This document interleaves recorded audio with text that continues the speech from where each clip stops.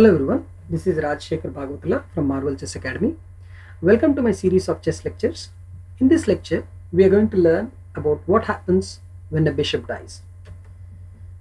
It's interesting to note that a bishop can only control two diagonals, which means, let's say I move my e2 pawn to e4, then I have opened up the d1 h5 diagonal and the f1 a6 diagonal.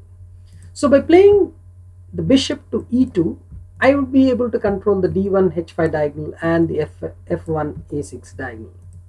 However, if I open too many diagonals by playing, for example, g2 pawn to g3, now there are four diagonals that I need to protect, and it becomes really hard for the bishop to control them. So you need to take help of your queen and start guarding those diagonals.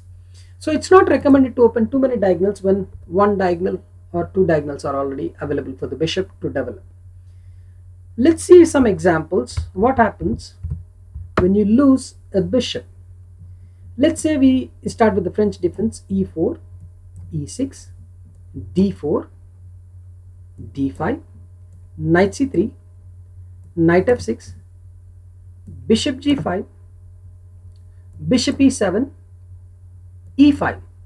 Here white intends to exchange the bishops, the dark square bishops.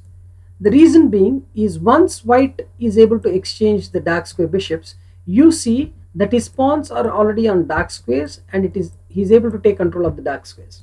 However, it's really difficult for the black's pawn on light squares to take control of the dark squares. So he's going to suffer for a long time as those pawns are blocked to control the dark square. So it's an important strategy that we follow. For example, the game might proceed like f4, trying to take more control of the dark squares.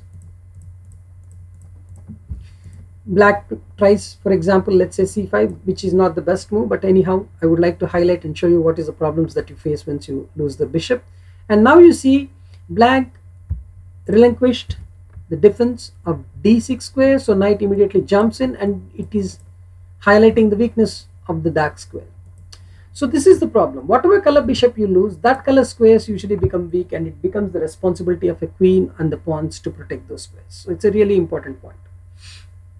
I hope you enjoyed this tip and it will help you in future to remember, whatever color bishop you lose, try to put your pawns in that color square. It gives you an advantage. Thank you then. See you in next lecture.